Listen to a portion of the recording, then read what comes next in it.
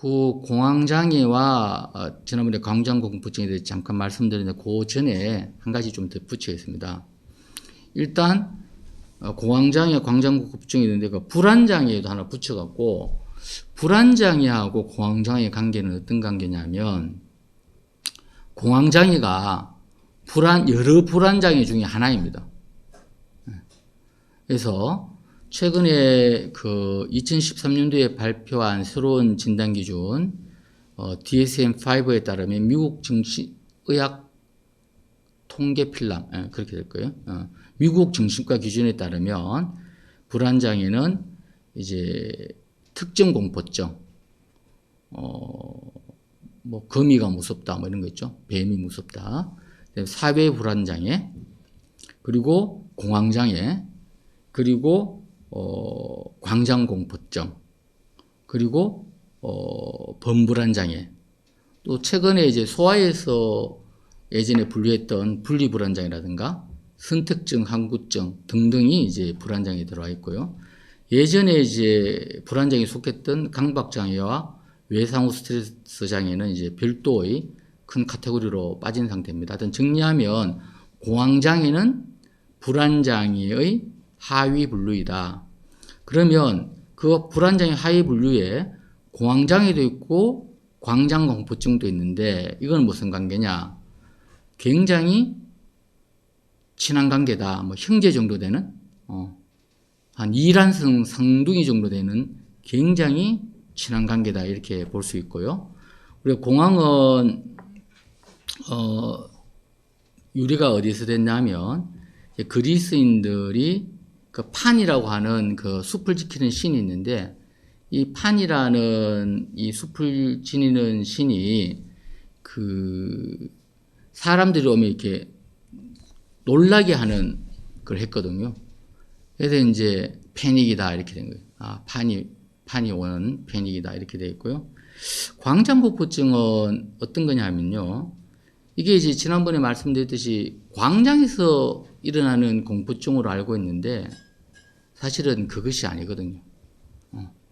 광장공포증은 우리나라 말로 하면 좀 이해하기 쉽게 하려면 임소공포증이 맞아요. 특정한 장소나 상황에 임했을 때의 공포증.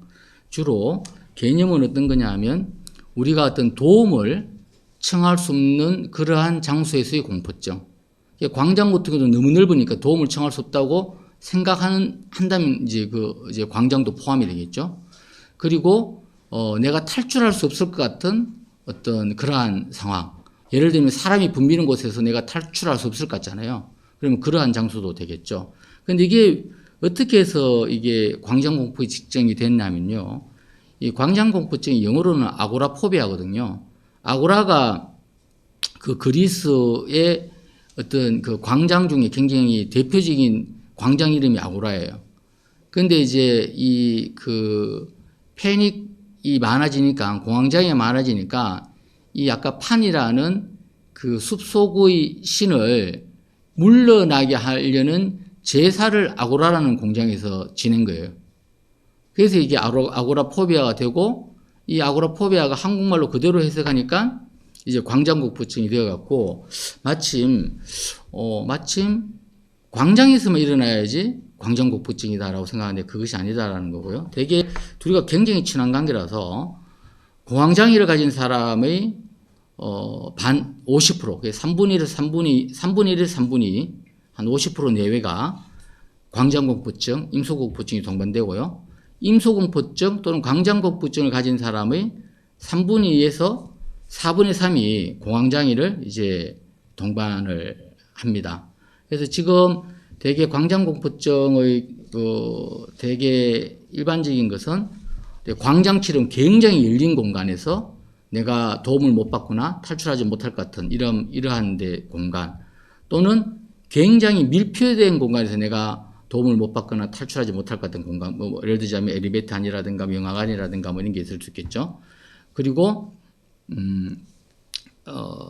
또는 대중교통을 이용할 때 줄을 쓸 때, 또는 줄을 쓰거나 줄이 중요한 게 아니고 군중 속에 있을 때, 막 막힌 줄에 있을 때, 군중 속에 있을 때, 또는 대중교통을 이용할 때, 그러니까 뭐 버스나 기차, 배, 비행기 이런 거 탈 때 내가 공황장애 비슷한 증상이 일어났는데 탈출 못하고 도움을 못 받을 것 같은.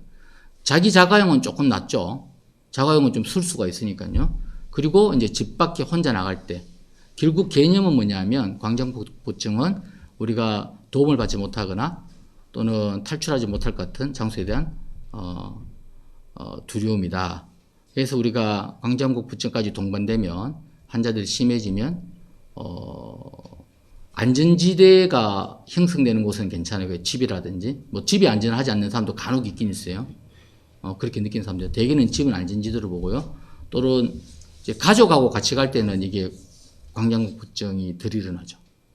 물론 또 간혹 가다가 가족하고 사이가 안 좋은 경우는 이제 안전지대가 아니겠지만 대개 이제 그렇게 보면 될 것 같습니다.